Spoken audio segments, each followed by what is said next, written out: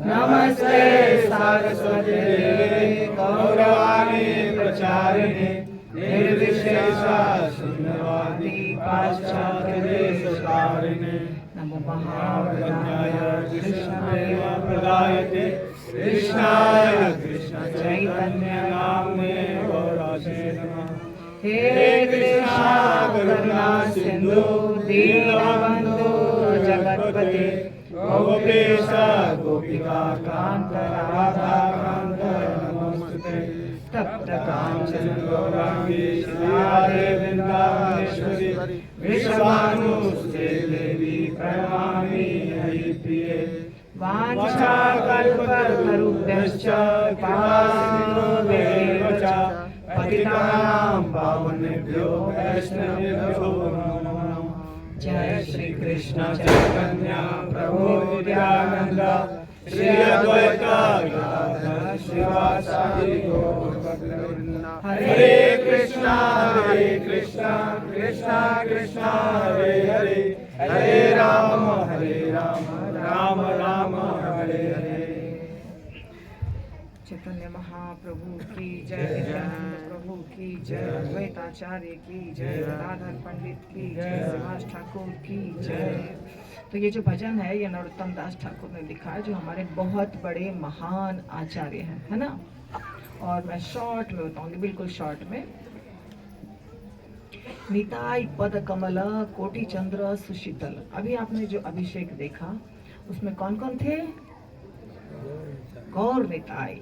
गौर यानी चैतन्य महाप्रभु, गोरा वर्ण है उनका, गौड़ प्रदेश में जन्म लिए हैं वो, और उनको हम शॉर्ट में गौर कहते हैं। उनका नाम क्या है? गौरंग महाप्रभु श्री कृष्ण चैतन्य। तो गौरांग महाप्रभु यानी गौर, और नित्यानंद प्रभु यानी निताई। ये जो भजन है ये किसके लिए है? नित्यानंद प्रभु के लिए। निताई पद कमल कोटि चंद्र सुशीतल। वो आवाज को बंद जरा करवाइए प्लीज, बहुत दिक्कत हो जाएगी। जाके बोलो लखन प्लीज।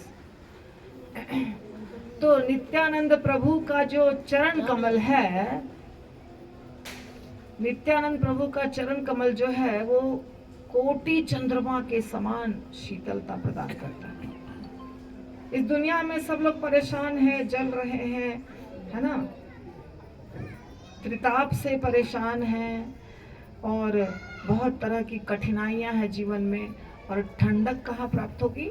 नित्यानंद प्रभु के चरण कमल में। निताई पद कमल कोटि चंद्र सुशीतल। एक चंद्रमा नहीं, करोड़ों चंद्रमाओं के बराबर ठंडक कहाँ है? नित्यानंद प्रभु के चरण कमल में।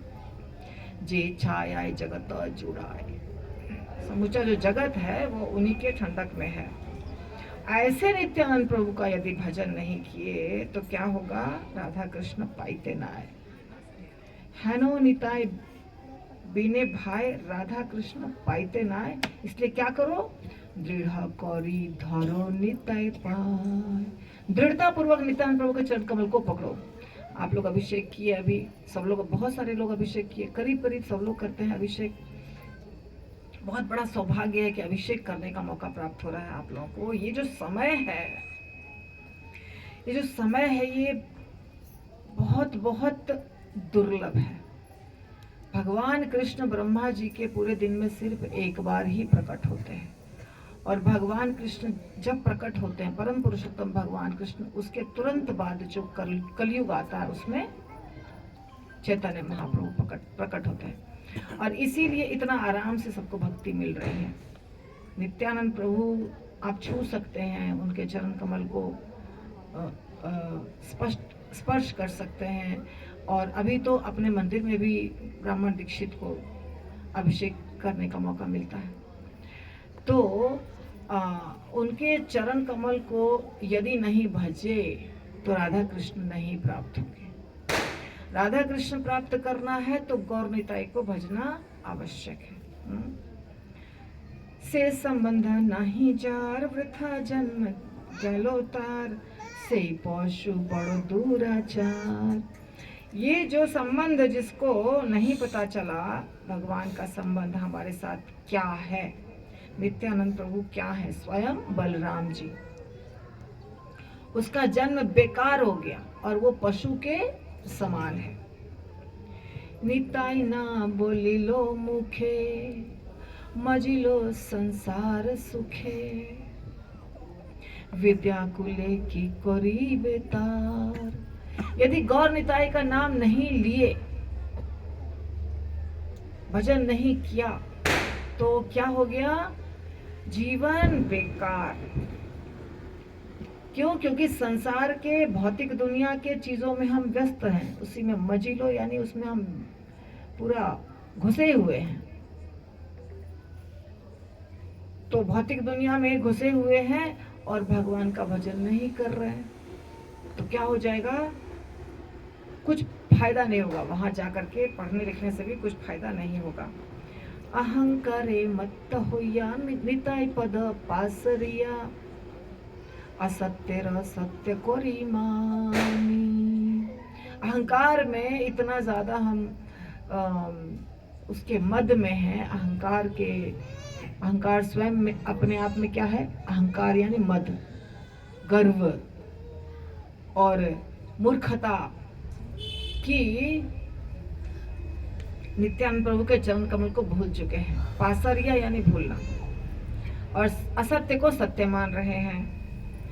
तो नितायेर करुणा होबे ब्रजे राधा कृष्ण पावे। यदि नित्यानंद प्रभु की करुणा हुई, दया हुई, तो राधा कृष्ण मिल जाएंगे ब्रज भूमि में जो राधा कृष्ण है। इसीलिए क्या? धरो निताई चरण दुखानी। दुखानी यानी दोनों। दुखानी का मतलब क्या होता है? दो चरण कमल। धरो, पकड़ो। फिर नितायेर चरण सत्य, तहार सेवक नित्य। नित्यानंद प्रभु का चरण कमल सत्य है और उसके सेवक भी क्या है? नित्य है, इटर्नल है। निताई पद सदा करो आशा। हमेशा नित्यानंद प्रभु के चरण कमल का ध्यान करिए। जब भी कोई मुसीबत हो, कुछ आपको चाहिए, कुछ आपके जीवन में समस्या आ गई है, ऐसी समस्या जिसका समाधान नहीं मिल रहा है, तो गौर निताई का चरण कमल पकड़िए और आपको सारे समस्या का समाधान मिल जाएगा। तो नरोत्तमदास ठाकुर जो लिखे हैं ये गीत, वो कह रहे हैं, नरोत्तम बड़ो दुखी, निताई मोरे करो सुखी। नरोत्तमदास कह रहे हैं, मैं बहुत दुखी हूं, मुझे आप सुख प्रदान कीजिए। कैसे? राखो रांगा चरणेर पाश। रांगा चरण यानी भगवान का चरण। भगवान का चरण कमल कैसा होता है? लाल लाल होता है, रंगा हुआ। आलता आपको पता है ना, माता ये सब आलता लगाती हैं चरण कमल में, अपने पैर में। तो भगवान का चरण कमल भी कलरफुल होता है, उसलिए उसको क्या कहा जाता है? रंगा हुआ। राखो रांगा चरणेर पाश। तो ये बहुत बड़े सौभाग्य की बात है। किसी को राधा कृष्ण की भक्ति मिल रही है, गौर निताई की भक्ति मिल रही है, वैष्णव का संग मिल रहा है, ये दुर्लभ है। मनुष्य जन्म, एक तो मनुष्य जन्म दुर्लभ है, और मनुष्य जन्म में कृष्ण भक्ति प्राप्त करना बहुत दुर्लभ है। आप सब लोग बहुत भाग्यशाली है। झारखंड का पूरा इतना बड़ा ग्रुप आ गया है हमारे मंदिर में, तो ये बहुत भाग्यशाली। एक एक करके आप लोग 1 2 3 4 ऐसे संख्या बढ़ रही है, और आगे भी बढ़ाइए। क्योंकि अगर आप भगवान की भक्ति नहीं करके कुछ और चीज करेंगे, सब लोग कुछ ना कुछ कर रहे हैं ना, एंजॉयमेंट, तो वो क्या है? वो असत्य भी है और अनित्य भी है। नित्यानंद प्रभु का चरण कमल सत्य भी है और नित्य है, उनके सेवक भी नित्य हैं। तो हमने पिछले एक प्रोग्राम में जो केशवनाथ प्रभु के घर में हुआ था, आप लोगों को बताया था कि कैसे गौरांग महाप्रभु आए, प्रकट हुए। थोड़ा थोड़ा बताया था ना शॉर्ट में। तो ये भी बताया था आप लोगों को मैंने कि गौरांग महाप्रभु अकेले नहीं आए, उनके साथ उनके पार्षद गण भी आए। तो मुख्य पार्षद उसमें से कौन कौन है बताइए? 5 है ना। चैतन्य महाप्रभु एक साथ में 5 लोग हैं। इसलिए उनको कहा जाता है पंच तत्व। और पंच तत्व का आप लोग प्रणति के रूप में उच्चारण करते हैं। जय श्री कृष्ण चैतन्य प्रभु नित्यानंद श्री अद्वैत गदाधर शिवासादि गौर भक्त वृंद। गौर भक्त वृंद, ग्रुप ऑफ डिवोटीज, वृंद यानी ग्रुप। तो 5 प्रमुख हैं और बाकी बहुत सारे हैं। रूप गोस्वामी, सनातन गोस्वामी, सार्वभौम भट्टाचार्य, प्रबोधानंद सरस्वती, रामानंद राय, मतलब बकरेश्वर पंडित, हरिदास ठाकुर, ऐसे बहुत भक्त हैं भगवान के साथ में लीला कर रहे थे। लेकिन 5 प्रमुख हैं। तो इसमें ये जो श्लोका बताया गया, जो श्रीमद् भागवतम का श्लोक है, जिसका यहाँ पे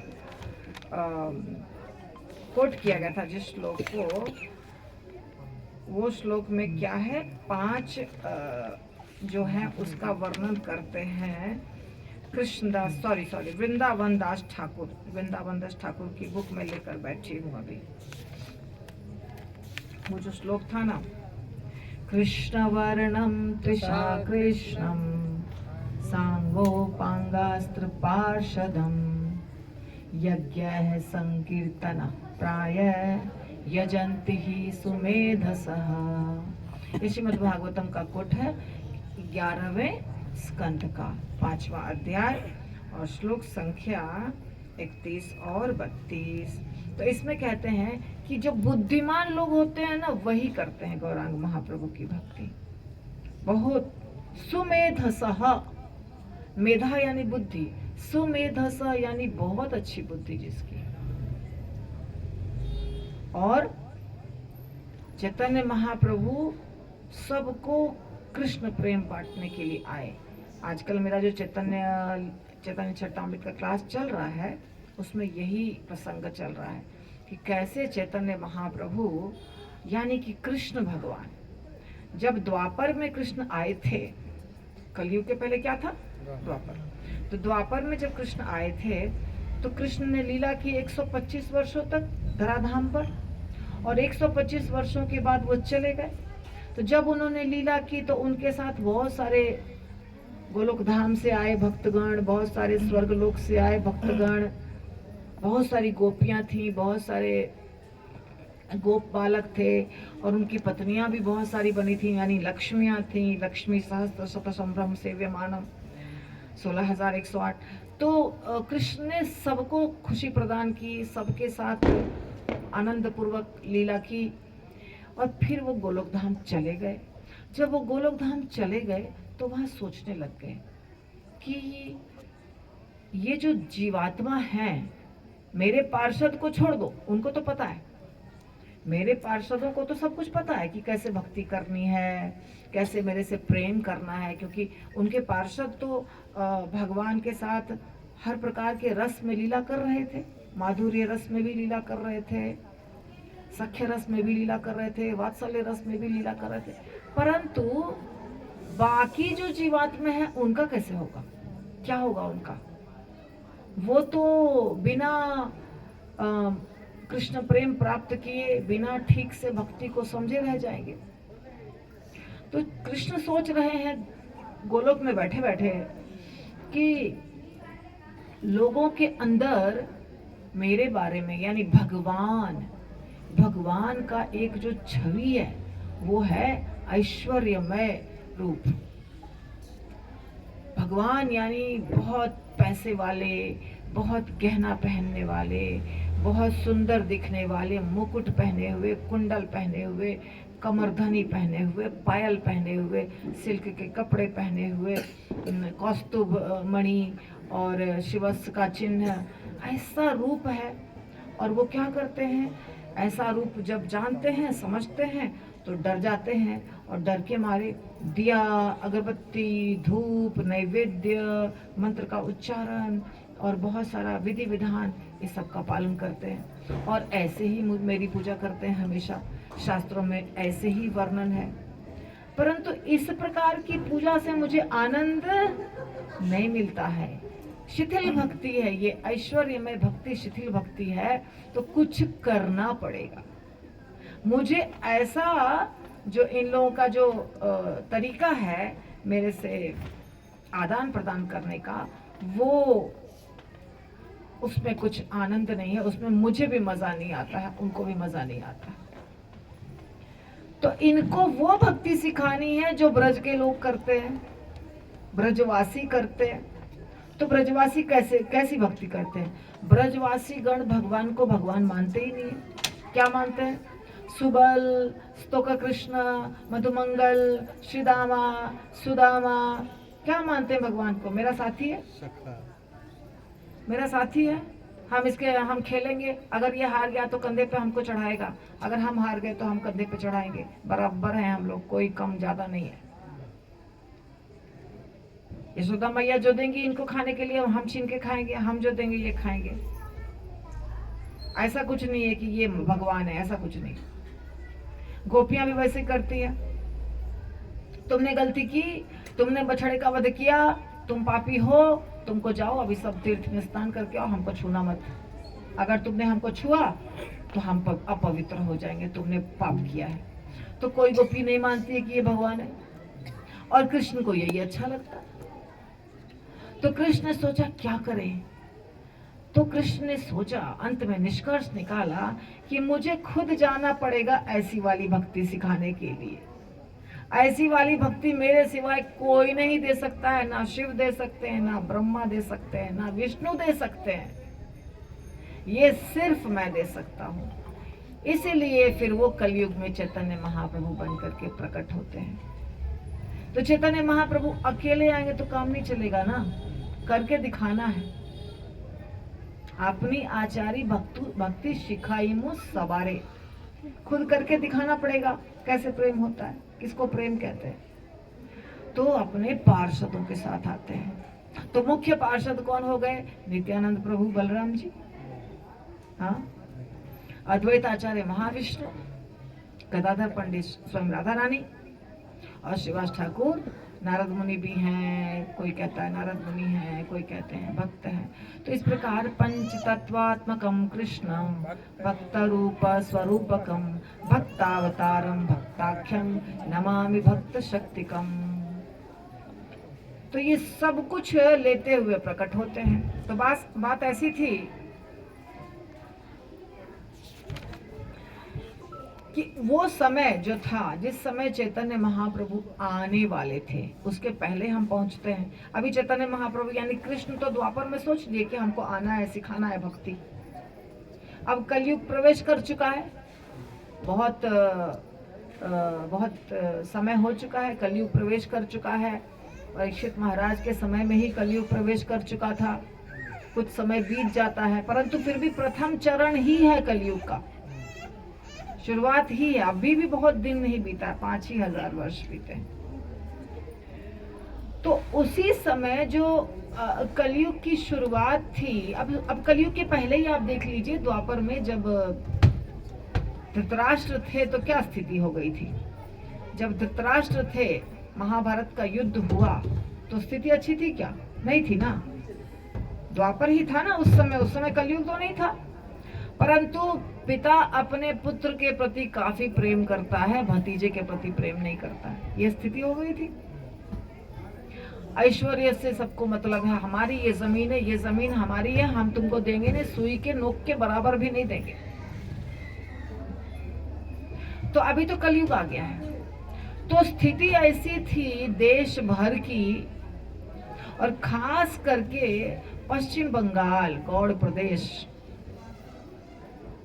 जहाँ का वर्णन कर रहे हैं वृंदावन दास ठाकुर या कृष्णदास कविराज गोस्वामी, वहां पर अद्वैत आचार्य ऑलरेडी आ चुके थे, अद्वैत आचार्य प्रकट हो चुके थे जो महाविष्णु है।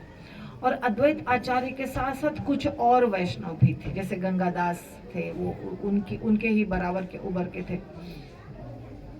तो उन लोगों ने देखा कि स्थिति बड़ी गंभीर है, वैष्णव गण जो हैं वो कम है, थोड़े मुट्ठी भर वैष्णव गण हैं, और वो बड़ा परेशान है, क्योंकि कहीं भक्ति का कुछ दिखता नहीं है। भक्तिमय वातावरण नहीं है। सब जगह क्या चल रहा है? भोग विलास, भोग विलास, भोग विलास। हाँ। नवद्वीपे आछे जगन्नाथ मिश्र वर, वसुदेव प्रायते हो स्वधर्म तत्पर, उदार चरित्र ते हो ब्रह्मणे रसीमा। अच्छा, ये एक मिनट में और पीछे जाती हूँ। हाँ, अद्वैत श्री अद्वैत से देखते हैं कि संसार में कलह चल रहा है, कोई भगवान के उपदेश पर ध्यान नहीं देता। भागवतम तो था ही, पर भगवान के उपदेश से किसी को कोई मतलब नहीं है। और जब अद्वैत आचार्य वहां के स्थित, सब लोग क्या कर रहे थे? शक्ति की पूजा, दुर्गा की पूजा, काली की पूजा, बकरा काटना और शादी में बहुत खर्चा करना, दिखावा करना। ये तो भक्ति विनोद ठाकुर के भी पूर्वज जो थे वो वहां भी चल रहा था, बाद में, बहुत बात की बात है। तो अद्वैत आचार्य जो थे वो खाना पीना त्याग दिए। कैसे होगा? ऐसे में तो काम नहीं चलेगा, स्थिति बड़ी गंभीर है। और सारे वैष्णव जो थे, थोड़े से जो वैष्णव थे, सब बड़े दुखी थे, लंबी लंबी सांस भर रहे थे। श्री कृष्ण के आगे नृत्य क्या होता है, कीर्तन किसे कहते हैं, वैष्णव किसे कहते हैं, संकीर्तन किसे कहते हैं, कोई नहीं जानता था। किसी को नहीं पता था ये सब चीजों के बारे में। कहने व कृष्णेर नृत्य, केने व कीर्तन, कारे व वैष्णव बोली की व संकीर्तन। किछु नहीं जाने लोक धन पुत्र रसे। एक ही रस में डूबे हुए थे सब, धन और पुत्र, धन और पुत्र। पुत्र क्यों चाहिए? कल्याण करेगा। धन क्यों चाहिए? भोग करेंगे। पुत्र होगा तो हमको तारेगा, है ना। पुत्र क्या करता है? पिंडदान करता है, इसीलिए पुत्र चाहिए। और धन क्यों चाहिए? भोग विलास करना है। तो ये स्थिति थी, धन, पुत्र और स्त्री, मदांध। और जब वो लोग वैष्णवों को कीर्तन करते देखते थे कहीं पर, जो वैष्णव हैं थोड़े बहुत, तो सारे पाखंडी लोग मिलकर के उनकी खिल्ली उड़ाते थे। यानी कि जो ब्राह्मण थे वो वैष्णव नहीं थे, जो ब्राह्मण खानदान में जन्म लिए थे उनके अंदर वैष्णव का गुण नहीं था। कुछ वैष्णव थे, थोड़े से, सारी जनता जो ब्राह्मण थी, ब्राह्मण कुल था, वो नहीं था। तब श्रीवास ठाकुर थे। श्रीवास ठाकुर का नाम हमने बोला आपको ना, अद्वैत आचार्य श्रीवास ठाकुर। तो श्रीवास ठाकुर 4 भाई थे। तो श्रीवास ठाकुर अपने घर में जोर जोर से कीर्तन करते थे, करने लग गए। तो उनको जब सुनते थे कीर्तन करते पाखंडी लोग, तो बोलते थे इसका दिमाग खराब हो गया है, ये पूरे गांव को विपत्ति में डाल देगा। क्यों? क्योंकि नवद्वीप का राजा मुसलमान है, बहुत कठोर है, सुन लिया तो मुसीबत हो जाएगी। कोई कहता कि शिवास के घर को तोड़ ताड़ के गंगा में बहा दो, इसको भगा दो, यहाँ से निकाल दो, नहीं तो इसके कारण हमारा भी जीना मुश्किल हो जाएगा। मुसलमान राजा है तो हम कीर्तन कैसे करेंगे? ऐसा नहीं था कि वो घर में चुपचाप नाम जप कर रहे थे, जोर से कीर्तन नहीं कर रहे थे, वो कुछ नहीं कर रहे थे। ये स्थिति थी। तो सारे पाखंडी लोग जब कहते तो सुन करके कृष्ण कृष्ण करके सारे भक्तगण रोने लगते थे। क्या करें हम लोग, करें तो क्या करें? ऐसी स्थिति को देख करके अद्वैत आचार्य बहुत क्रोधित हुए। किस लिए क्रोधित हुए? क्रोध आ रहा है भगवान पर कि इतना प्रॉब्लम में हम हैं और भगवान आ नहीं रहे, क्या बात है, क्या कर रहे हैं, क्या चल क्या रहा है? तो अद्वैत आचार्य कहते हैं, सारे वैष्णवों को बुलाकर कहते हैं, सुनो श्रीनिवास। मैं श्लोका पढ़ती हूँ, अच्छा लगेगा आपको। यही मते बोले, हाँ, सुनिया अद्वैत क्रोधे अग्नि हेनो ज्वले। क्रोध अग्नि से जलने लगे। दिगंबर होई सर्व वैष्णव रे बोले। दिगंबर यानी वस्त्र निकाल के फेंक दिए। और बोलते हैं सुनो श्रीनिवास, गंगादास शुक्लांबर, ये सब थे उस समय। करा इवो कृष्ण सर्व नयन गोचर, मैं कृष्ण को बुलाऊंगा। तुम लोग सबके सामने, मैं तुम्हारी आंखों के सामने कृष्ण को बुलाऊंगा। करा इवो कृष्ण सर्व नयन गोचर, सभा उद्धार इवो कृष्ण अपने आसिया, और कृष्ण जब आएंगे तो सबका कल्याण होगा। ऐसे संभव नहीं है, कृष्ण को बुलाऊंगा मैं। बूझा वो कृष्ण भक्ति तो मैं सभा लोइया, और सबको कृष्ण भक्ति भगवान स्वयं देने वाले हैं। और अगर ऐसा नहीं होता है, जबे नाही पारो तबे एई देह होते, प्रकाशिया चारि भुज चक्र लोइनु हाथे। यहाँ तक कि अद्वैत आचार्य ने ये कह दिया, यदि कृष्ण नहीं आए, यदि मेरे बुलाने पर कृष्ण नहीं आए, तो मैं स्वयं, तुम लोगों को वादा करता हूं, मैं स्वयं चतुर्भुज रूप हो जाऊंगा और चक्र हाथ में लेके सबको खत्म कर दूंगा। कौन कह रहे हैं? अद्वैत आचार्य। अद्वैत आचार्य स्वयं कौन थे? महाविष्णु। तो अद्वैत आचार्य कहते हैं या तो कृष्ण आएंगे या तो मैं ही सबको मार डालूंगा। पाखंडी रे काटिया करिमु स्कंद नाश, तबे कृष्ण प्रभु मोर मुई तारदास। तब मैं कहलाऊंगा कि कृष्ण मेरे प्रभु हैं, मैं कृष्ण का दास हूँ, ये कार्य तो मुझे करना है। ऐसी कठोर प्रतिज्ञा ले लिया अद्वैत आचार्य ने कि मुझे कृष्ण को तो बुलाना ही है, बिना कृष्ण के आए तो अब चलने वाला नहीं है। इस प्रकार अद्वैत आचार्य ने सबको आश्वासन दिया और कृष्ण को अवतरित करने का संकल्प ले लिया। प्रति क्षण कृष्ण पूजन करना शुरू कर दिया। कृष्ण को बुलाना है तो साधारण तो कुछ चलेगा नहीं, कृष्ण का आवाहन करना है, कृष्ण को धरती पर बुलाना है, प्रकट कराना है, तो बहुत कुछ करना पड़ेगा। तो कृष्ण अद्वैत आचार्य का घर अभी आप देखेंगे कहाँ है? शांतिपुर में, जहाँ अद्वैत आचार्य प्रकट हुए थे, जहाँ रहते थे, मतलब जहाँ रहते थे वो घर भी अभी तक है शांतिपुर में। अगर आप लोग गए हों, कितने भक्त गए हैं शांतिपुर? Very good. अच्छा, 3 ही भक्त गए हैं? मुझे लगता है ज्यादा लोग गए होंगे, याद नहीं है। मायापुर यात्रा में कितने भक्तगण आए थे हमारे साथ? जब भी मैंने कराया है मायापुर यात्रा, तो उसमें शांतिपुर हम गए थे। हाँ, तो शांतिपुर में वहाँ पे आम का बगीचा है ना, और लीची का भी है शायद, लगता है मुझे। तो शांतिपुर में उनके ही घर के जो लोग थे वो अभी कंटिन्यू कर रहे हैं पूजा को। तो शांतिपुर में अद्वैत आचार्य का घर अभी भी है। तो क्या किया अद्वैत आचार्य?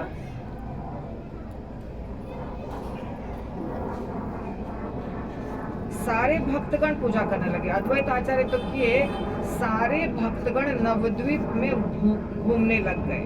हाँ, सारे नवद्वीप नगर में भक्तगण घूमते रहते, किंतु कहीं भी भक्ति आचरण नहीं था, भक्ति के बारे में कुछ सुन भी नहीं पाते थे कोई भक्त। अच्छा, अभी प्रकट नहीं हुए भगवान, अभी तो अद्वैत आचार्य ने प्रतिज्ञा किया है कि प्रकट करना है भगवान।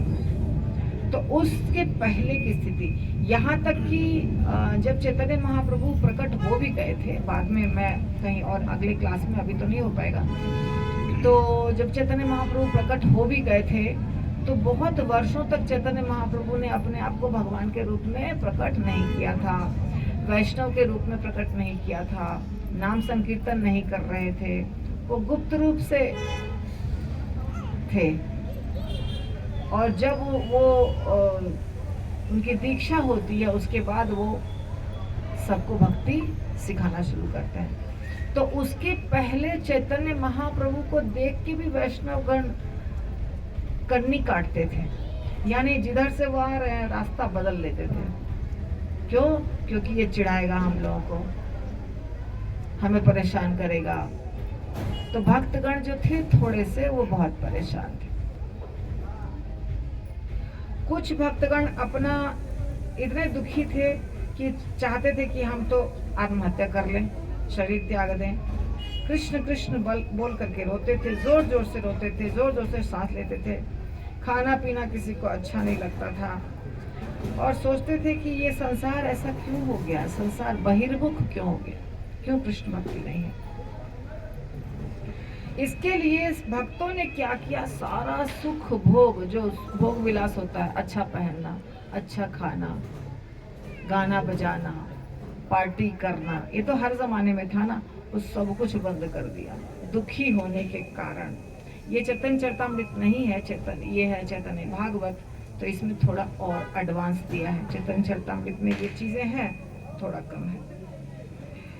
और भगवान को प्रकट कराने का साधन सबने शुरू कर दिया। अब भगवान को अद्वैत आचार्य करेंगे प्रकट, और अद्वैत आचार्य का साथ हम सब लोग देंगे। समय बता दीजिए।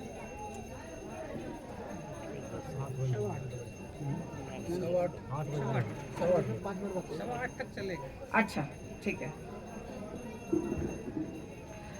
तो सब लोग तैयारी किए। तो अद्वैत आचार्य क्या करते थे भगवान को प्रकट होने के लिए?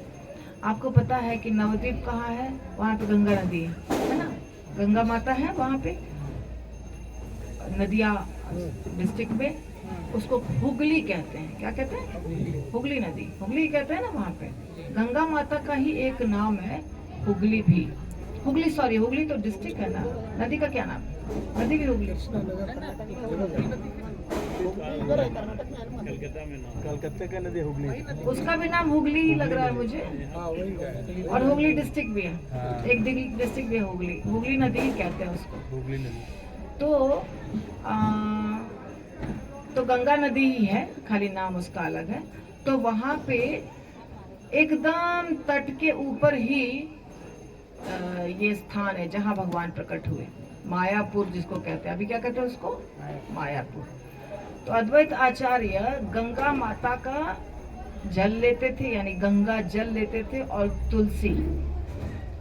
तुलसी का पत्ता, कोई चीज इसमें से, दोनों में से कोई भी चीज बहुत कॉस्टली नहीं है, आराम से आपको जल मिलता है। यदि आप गंगा नदी के किनारे रहते हो तो कुछ गंगा जल लाना मुश्किल कार्य नहीं है, और तुलसी का पत्ता भी आराम से मिलता है। ये दो चीजों से ही पूजा की उन्होंने, भगवान को पुकारा। दो चीज, ऑफ कोर्स जो रोज का है भोग लगा के खाना पीना, उसमें तो भोग लगता ही था, पर ये दो चीज उनको खूब चढ़ाते थे। तुलसी दल मात्रेण चलस्य चुलुकेन वा विक्रीणितेन समात्मानं भक्तेत्यो भक्तवत्सलः। ये एक श्लोक है गौतमीय तंत्र का, जिसमें कहते हैं कि तुलसी का पत्ता और थोड़ा सा जल से आप भगवान को खरीद सकते हैं। चुल्लू भर जल, भगवान बिक जाते हैं, प्रेम में भगवान बिल्कुल बिक जाते हैं। और इसका साक्षात उदाहरण हम देखते हैं अद्वैत आचार्य की घटना में। अद्वैत आचार्य तुलसी दल, और ये चैतन्य चरितामृत में लिखा हुआ है, और गंगा जल और तुलसी दल, ये दो चीजों से खूब पुकारा भगवान को, आप आ जाइए। चैतन्य चरितामृत में वर्णन है कि उसको अद्वैत आचार्य को, उनको चैतन्य महाप्रभु नाड़ा कहते थे। क्या कहते थे? नाड़ा। तो कहते हैं चैतन्य महाप्रभु, एक बार की घटना है कि अद्वैत आचार्य चैतन्य महाप्रभु भगवान है कि नहीं ये जानने के लिए वो छिप गए थे एक स्थान पर, ठीक है। तो अद्वैत आचार्य को खोजने के लिए महाप्रभु किसी को भेजे। तो महाप्रभु कहते हैं ये नाड़ा जो है ये अभी मेरे से छिप रहा है, और ये इतना जोर से मुझे पुकारा है कि मैं तो क्षीर सागर में सो रहा था, इसके पुकारने की आवाज मुझे वहां तक पहुंच गई, सुनाई दिया, और मैं जो योग निद्रा में था, मेरी निद्रा टूट गई और मुझे यहाँ प्रकट होना पड़ा। तो अद्वैत आचार्य हुंकार भरते थे चैतन्य महाप्रभु को प्रकट करने के लिए। चैतन्य महाप्रभु यानी कौन? स्वयं भगवान कृष्ण। स्वयं भगवान कृष्ण अद्वैत आचार्य के पुकारने से प्रकट हुए, और उनके आने का भी समय था, ऐसा नहीं कि नहीं था, परंतु एक माध्यम कौन बने? चैतन्य महाप्रभु को प्रकट करने का माध्यम अद्वैत आचार्य बने। तो इस प्रकार अद्वैत आचार्य ने बहुत श्रद्धा से गंगा जल और तुलसी अर्पित करते हुए भगवान कृष्ण को पुकारा। चैतन्य महाप्रभु को नहीं पुकारा, किसको पुकारा? भगवान कृष्ण को। और भगवान कृष्ण तो स्वयं सोच ही रहे थे गोलोक धाम में बैठ के कि मुझे आना है और लोगों को क्या सिखाना है? प्रेम भक्ति। क्या सिखाना है? प्रेम भक्ति। प्रेम भक्ति सिखाना है जो मेरे सिवाय और कोई नहीं सिखा सकता है। तो जैसे सख्य रस, माधुर्य रस या वात्सल्य रस या दास्य रस, ये सब कौन सी भक्ति है? प्रेम भक्ति। तो ये वाली भक्ति सिखाना है। कृष्ण को आना ही था और अद्वैत आचार्य माध्यम बने और बाद में कृष्ण प्रकट हुए। क्या बनके? चैतन्य महाप्रभु। उनका जब जन्म हुआ तो उनका नाम था निमाई। क्या नाम था? निमाई। क्योंकि उनका जन्म हुआ नीम के वृक्ष के नीचे। पिता का नाम जगन्नाथ मिश्र, माता का नाम सची माता। तो सची माता और जगन्नाथ मिश्र ब्राह्मण थे, वो पति पत्नी दोनों ब्राह्मण थे। और उनके घर में चैतन्य महाप्रभु प्रकट हुए। किस दिन प्रकट हुए? होली जो हमारा होता है, होली के एक दिन पहले जो पूर्णिमा होती है उस दिन प्रकट हुए। होली तो पाड़वा को होता है ना, शरद पूर्णिमा? शरद पूर्णिमा नहीं, चैतन्य महाप्रभु प्रकट हुए कब? गुरु पूर्णिमा, गौर पूर्णिमा।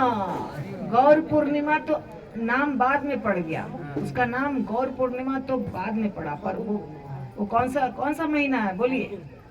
फाल्गुन पूर्णिमा। कौन बोला ये बात? किशोर प्रभु, करेक्ट। फाल्गुन पूर्णिमा के दिन चैतन्य महाप्रभु प्रकट हुए सची माता के गर्भ से और नीम के वृक्ष के नीचे। इसीलिए उनको क्या कहा जाने लगा? निमाई। अच्छा, सच्ची माता के 8 संतान मृत्यु को प्राप्त हो चुके थे। कितने? 8 संतान। सच्ची माता को बहुत सारी बेटियां हुई थी और बेटे भी। कुल मिला के 8 संतान मृत्यु को प्राप्त हो गए। परंतु एक बड़े भाई, चैतन्य महाप्रभु के बड़े भाई, जिनका नाम क्या था? विश्वंभर नहीं, विश्वंभर तो चैतन्य महाप्रभु का नाम था, विश्वरूप नाम था। तो उनके बड़े भाई थे विश्वरूप, जो थे चैतन्य महाप्रभु के बड़े भाई, एकमात्र थे बचे हुए। बाकी सब शरीर त्याग दिए। और उसके बाद चैतन्य महाप्रभु, जिनका नाम निमाई था, जिनको विश्वंभर भी कहा जाता है, वो प्रकट होते हैं। तो वो जिस वृक्ष के नीचे प्रकट हुए थे, वो वृक्ष अभी वो ओरिजिनल वृक्ष नहीं है। उस वृक्ष से वृक्ष निकलता है ना, वो वृक्ष का दर्शन आप अभी भी कर सकते हैं। वो वृक्ष नहीं है, पर वो वृक्ष के स्थान पर ही होगा। नीम का वृक्ष था, तो अभी भी नीम का वृक्ष वहाँ है। अगर आप जाएंगे मायापुर तो दर्शन कर सकते हैं। जहाँ पे भगवान प्रकट हुए थे वो मंदिर है, गौड़िया मठ है। हाँ, तो गौड़िया मठ की स्थापना किया भक्ति सिद्धांत सरस्वती ठाकुर महाराज ने। वही जन्म स्थान है चैतन्य महाप्रभु का। तो चैतन्य महाप्रभु वहाँ प्रकट हुए, उनके घर में, सची माता और जगन्नाथ मिश्र के घर में। और इसके आगे क्या हुआ, थोड़ा और आगे क्या हुआ, ये सब हम करेंगे अगले क्लास में। आज का क्लास यहीं पर समाप्त होता है। श्रील प्रभुपाद की जय, चैतन्य महाप्रभु की जय।